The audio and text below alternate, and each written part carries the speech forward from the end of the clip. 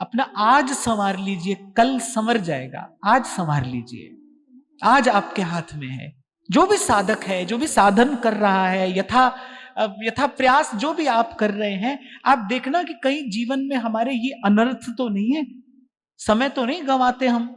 जन्म जन्म के संचित संस्कार जीव के साथ रहते हैं, जन्म जन्म के। खाया कमाया तो सब यहीं रह जाता है भाई, पर पाप पुण्य तो जीव के साथ जाता है ना, वो संस्कार बन के जीव के साथ जाता है। तो अपने जीवन के प्रति सबसे पहला कार्य क्या करना है? अपने जीवन के प्रति सजग होना है, अलर्ट, सावधान। ये जो जीवन मिला है क्या है? कह रहे संत टहल की बेला, गुरुजनों ने निर्णय करके दे दिया। क्यों मिला है जीवन? कह रहे संत टहल की बेला। और संत की सेवा क्या है? संत की सेवा नाम त्याह्य, ईमानदारी से भजन करना, ये गुरु की सबसे बड़ी सेवा है। जब दीक्षा होती है ना, तो वो आपके भीतर एक बीज डालता है। अपने डाले हुए बीज को जब माली फलता फूलता देखता है तो उसको कितनी प्रसन्नता होती है। वो बीज डालता है आपके भीतर, जिसके लिए श्री ध्रुवदास जी कहते हैं, भजन जलसों सींचो करे बारंबार। देखना कहीं हमसे असावधानी तो नहीं हो रही, समय तो नहीं जा रहा। जिन जिन बातों से, जिन जिन चेष्टाओं से समय जाता है, उनको हटाइए धीरे धीरे करके अपने जीवन से। ये शुरू में थोड़ा कठिन होगा, लेकिन यही आपको वास्तविक एकांत की ओर लेकर जाएगा। केवल किसी से मिलना बोलना, केवल यही तो संपर्क नहीं है ना। देखना सुनना, किसी के विचार का संग जब आप करते हैं, ये भी एक संग है। वस्तु का भी संग होता है, ध्यान करना। केवल व्यक्ति से ही कुसंग नहीं होता, वस्तु से भी कुसंग होता है। जो ईमानदारी से सद्मार्ग पर चलना चाहता है, उसके लिए मार्ग खुला है।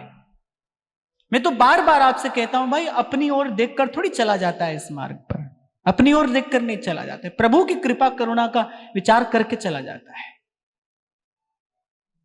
आप बस अपने आप को केवल इतनी बात के लिए तैयार कर लीजिए कि हाँ, अब ये जन्म जन्म का प्रपंच छोड़कर अब हम सद्मार्ग के पथिक होना चाहते हैं। ईमानदार प्रयास करिए आप। हमको कोई वचन नहीं लेना है आपसे, हमको आपसे कोई व्रत नहीं लेना निभाना है। आप वचन दीजिए तो अपने आप को दीजिए। आप अपने आप को वचन दीजिए कि भाई अब हम भरसक प्रयास करेंगे सद्मार्ग पर चलने का। और जीवन में संत सत्संग मिला ही किस लिए है? इसीलिए ही तो मिला है।